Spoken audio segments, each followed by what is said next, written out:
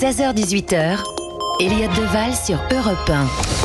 Une question comme un fil rouge pour notre émission ce mercredi jusqu'à 18h. La petite tambouille politicienne vous dérange-t-elle ? Nombreux sont ceux qui parlent de déni de démocratie à travers les désistements, les négociations en coulisses pour faire barrage à un camp. Est-ce que vous avez l'impression qu'on vous mène en bateau ? Que votre vote au premier tour compte pour des prunes ? Appelez-nous si vous souhaitez réagir au 01 80 20 39 21. Appel non surtaxé. On est avec Gauthier Lebret ce mercredi. Bonjour à tous. Bonjour Gauthier. On est avec Eric Revel.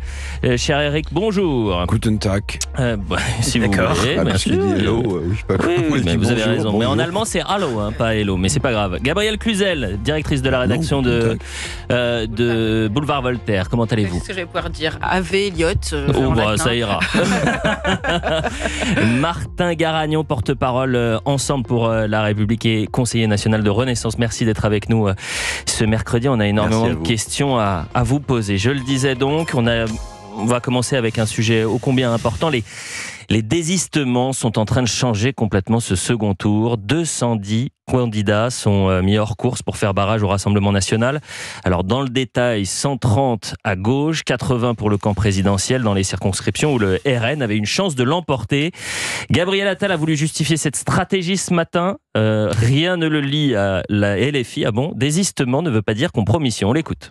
Tout me sépare de la France insoumise. Jamais je ferai d'alliance avec la France insoumise. Aujourd'hui, la France insoumise n'est pas en situation d'avoir une majorité absolue à l'Assemblée nationale et de gouverner le pays. En revanche, l'extrême droite, le Front national, est en situation d'avoir une majorité absolue et de gouverner le pays. Donc ça fait pas plaisir, évidemment, à beaucoup de Français de devoir faire barrage au Front national en utilisant un autre bulletin qu'ils n'auraient pas voulu. Moi, je le dis ici, je considère que c'est aujourd'hui notre responsabilité que de le faire. Martin Garagnon, on est régulièrement ensemble le week-end sur CNews. Vous connaissez ma transparence et on parle comme on se parlerait autour d'un dîner. Martin Garagnon, vous êtes porte-parole de cette campagne pour les législatives et pour le groupe Ensemble. Est-ce que vous prenez les Français pour des imbéciles ? Alors si vous me posez ce genre de questions à un dîner, je suis pas sûr que le dîner dure très très longtemps. Mais je vais tâcher d'y répondre. Évidemment que non. Enfin, c'est une question qui est rhétorique, mais j'y réponds quand même. On a toujours été très clair depuis le début de cette campagne. Ça fait 2 ans qu'on dénonce les dérives de la LFI. Ça fait 2 ans qu'on dit à la gauche, qu'est-ce que vous allez faire dans cette galère ? Qu'est-ce que vous avez de commun entre socialistes et France insoumise mélenchoniste ? Donc on ne revient pas là-dessus. Un désistement, mais ça a été dit, abondamment commenté, un désistement n'est en aucun cas une alliance et ni un début d'accord de quoi que ce soit. On n'a rien en commun avec ces gens-là. Nous, notre conseil était très clair, c'est que on avait devant les Français 3 options, celle de l'extrême gauche, celle du Rassemblement national et la nôtre. Les Français se sont exprimés dimanche. La possibilité d'une majorité absolue pour le Front populaire est écartée. Il reste un deuxième écueil qui, pour nous, en tout cas, est un écueil, c'est celui du Rassemblement national. Donc, notre objectif, c'est d'empêcher que cet écueil-là se réalise. Dimanche soir, ensemble, pour débriefer le premier tour des législatives. Je vous avais posé une question très simple. En cas de triangulaire, si vous avez en tête le Rassemblement national, en deuxième position, la France insoumise, et vous en troisième position, est-ce que vous allez vous désister ? Ça a quasiment duré une demi-heure où vous m'expliquiez que vous alliez faire du cas par cas. Donc je vais prendre un exemple. C'est ce qu'on a fait. Je prends un exemple très concret, Martin Garagnon. Une candidate, la France insoumise, qui tweet le 27 mai dernier à Israël assassin, Macron complice. Est-ce que pour que cette personne gagne, cette candidate gagne, vous êtes prête à vous désister, oui ou non ? Vous avez vu que le désistement, je vais vous répondre non. Non, pourtant c'est le cas. Pourtant c'est le cas. Je vous donne la réponse. Alma Dufour, députée de Seine-Maritime, qui je savais que c'était Madame Dufour dont vous parliez. 27 mai dernier, elle tweet. Israël assassin, Macron complice. Je vais juste me permettre de vous rappeler que c'est une élection en fait qui comporte 577 élections.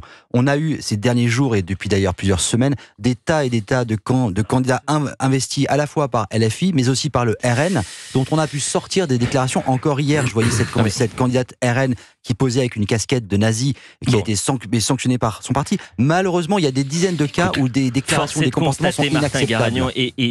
Et et je vous le dis toujours en toute transparence, j'ai énormément d'estime pour vous. On a travaillé ensemble tout au long. En tous les cas, vous avez été le bienvenu sur le plateau tout au long de l'année. Donc vous savez comment ça se passe. On se parle toujours cash, Martin Garagnon. Il s'avère qu'aujourd'hui, force est de constater que certains députés, la Renaissance, vont servir de marchepied pour la France insoumise. Si vous souhaitez réagir, appelez le 01 80 20 39 21 en direct sur Europe 1. Je crois qu'on est avec Arthur, qui a 40 ans, qui habite en Île-de-France. Arthur, est-ce que vous avez l'impression qu'on vous prend pour des imbéciles, qu'on est en train de vous voler votre élection ? Bonjour Elliot. Tout d'abord, je voulais vous féliciter pour le travail que vous faites et je voulais féliciter aussi Gauthier Lebret. Voilà, bon, il ne travaille pas beaucoup, Gauthier Lebret, mais vous avez le droit. Bravo pour tout ce que vous faites, Elliot. Vraiment, félicitations.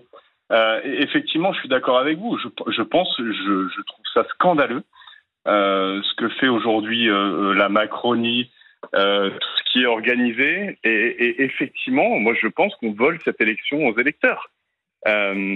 Aujourd'hui, on ne respecte pas, encore une fois, on se retrouve avec le Rassemblement national en tête aux européennes.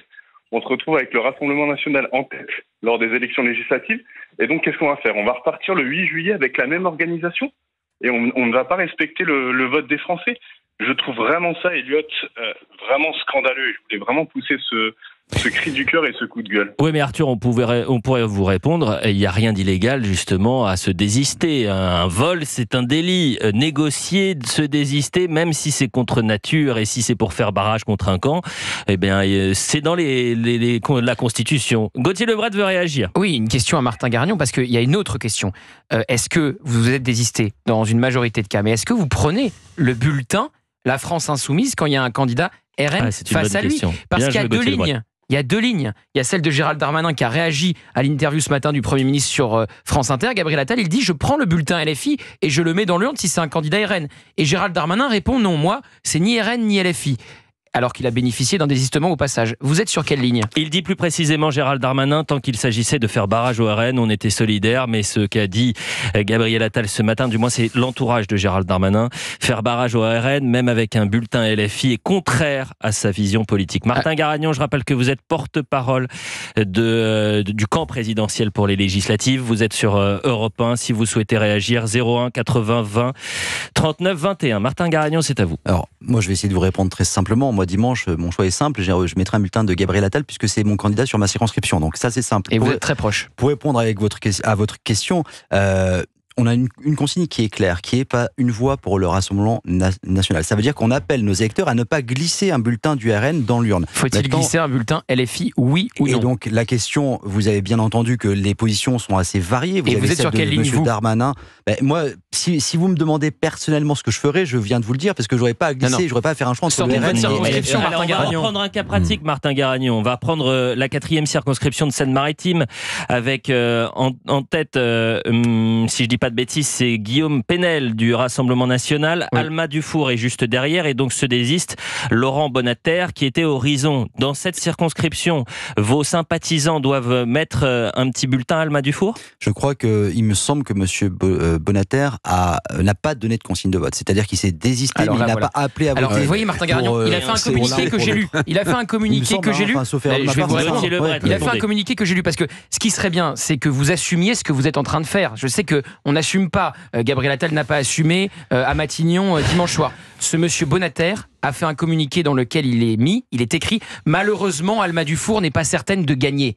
Malheureusement, elle n'est pas certaine de gagner. Donc, je me désiste. » Qu'est-ce qu'il faut comprendre ? Qu'il faut voter Alma Dufour pour qu'elle soit certaine de gagner. Bon, mais lui, à titre personnel, il me semble qu'il n'a pas donné de consigne de vote. Il se désiste, Martin Garagnon, pour qu'elle gagne. Allez-y, en un mot et ensuite je donne la parole à Éric Rollage. Vous pouvez répondre à Arthur.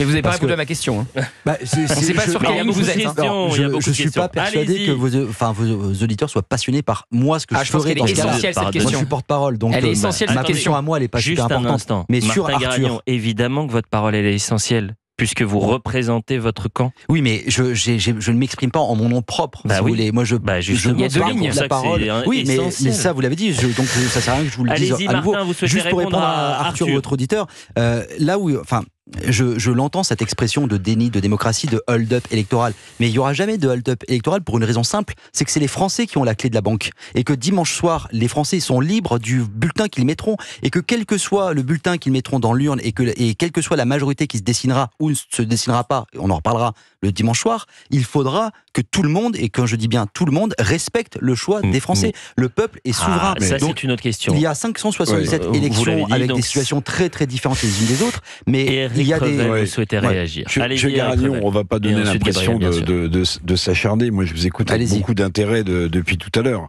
Alors, de toute façon, comme l'Assemblée nationale, on ne pourra pas en changer avant un an, heureusement que les résultats du second tour des élections législatives seront respectés. Mais c'est pas le cas de tout le monde. Il y a des annonces déjà. Mais pardonnez-moi. Il y a quand même un vrai sujet.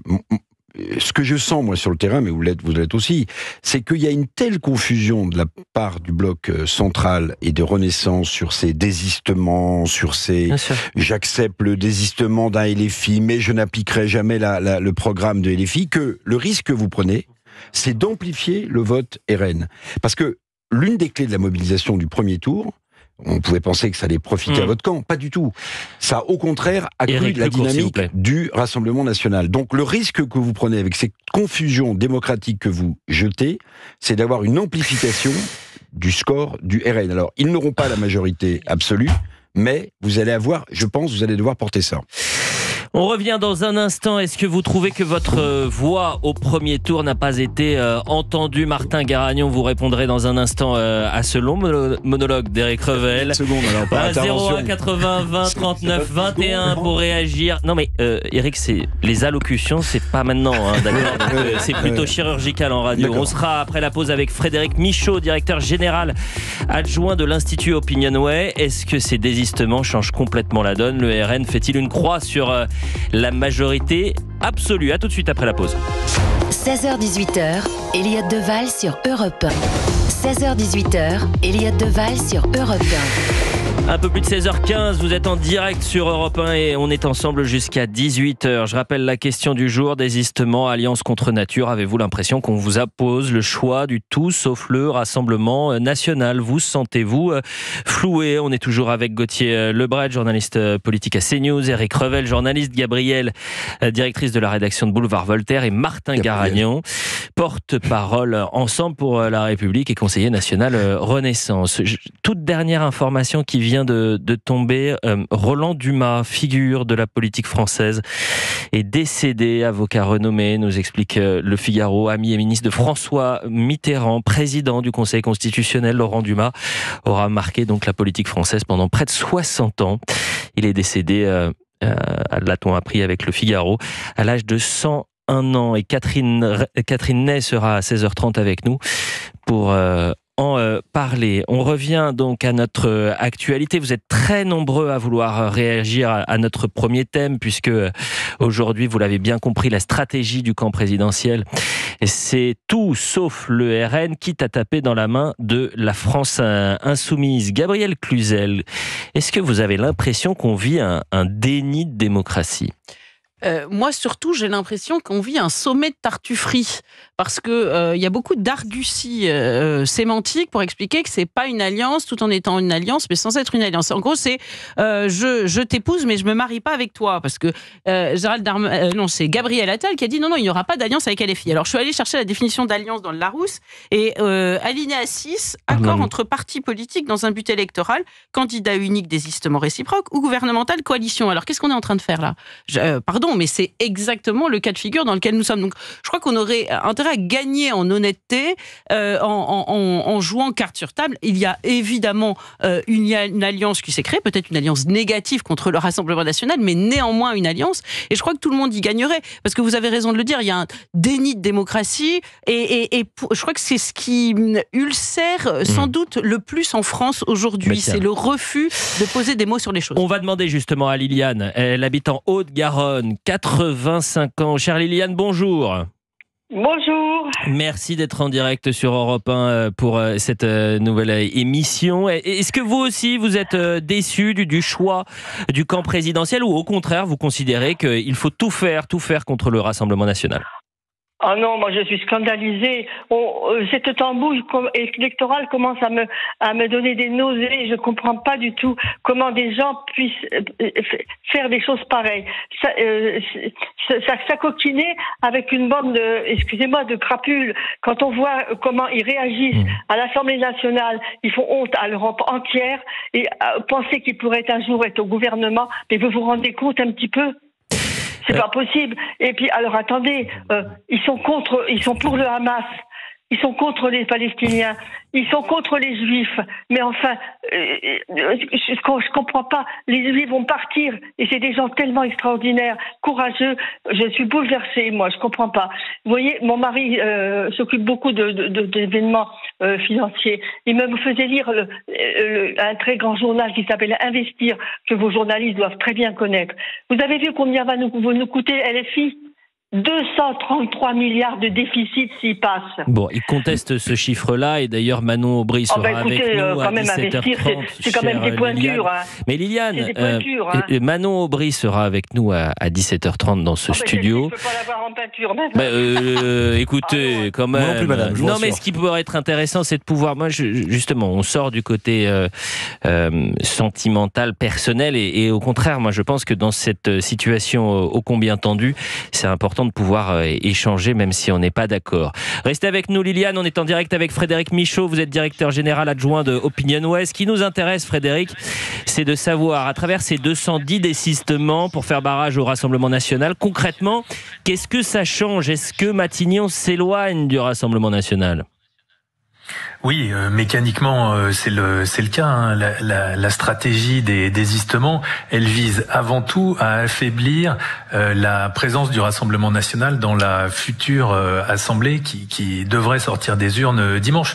Donc cette stratégie, même si elle produira pas dans 100% des cas ses effets, elle devrait nécessairement, parce qu'elle concerne un nombre très large de circonscriptions, amoindrir la présence, la performance électorale des candidats du Rassemblement national. Est-ce qu'avec Opinionway, vous arrivez à anticiper post-désistement les sièges potentiels pour le nouveau Front populaire ? On est à combien, par exemple, là ?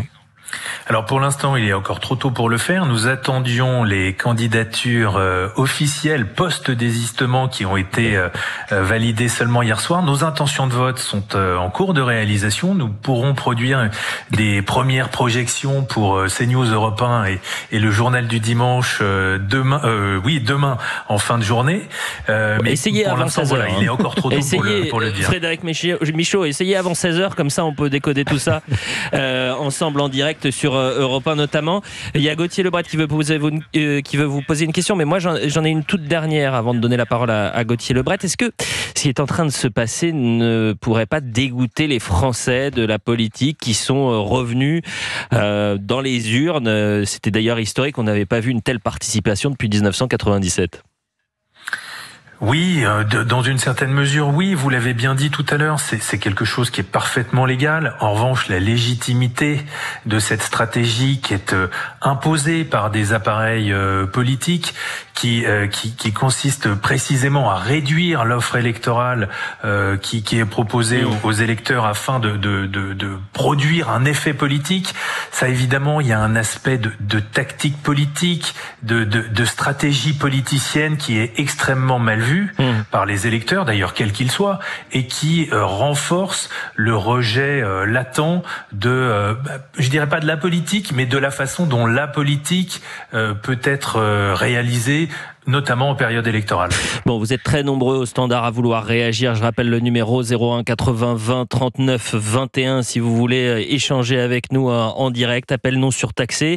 Vous êtes également très nombreux sur les réseaux sociaux. Gauthier, on vous interpelle. On dit pourquoi personne ne parle du nombre de candidats encore présents au second tour. Contrairement à ce qui est dit parfois, le nouveau Front populaire est présent dans plus de 289 circonscriptions et pourrait donc gagner une majorité absolue. 289 circonscriptions. Enfin, donc il faudrait qu'il les remporte toutes. Oui, ce serait un grand chelem. Non, mais c'est vraiment... Répondez à Emmanuel qui vous pose cette question. C'est plus qu'improbable. C'est plus qu'improbable. Mathématiquement, le nouveau Front Populaire ne peut pas, arithmétiquement, avoir la majorité absolue. C'est d'ailleurs la justification de Gabriel Attal pour désister des candidats. Mais j'avais une question à Frédéric Michaud. Est-ce que vous pensez réellement que la majorité absolue est définitivement écartée pour le Rassemblement national, pour le coup, parce que les reports de voix ne vont pas se faire de manière automatique. Les Français ne suivent pas forcément les consignes de vote de Paris. Un électeur LFI va pas aller forcément voter pour Darmanin ou pour Elisabeth Borne, et un électeur de Renaissance de centre droit ne va pas forcément aller voter pour Alma Dufour, député LFI par exemple.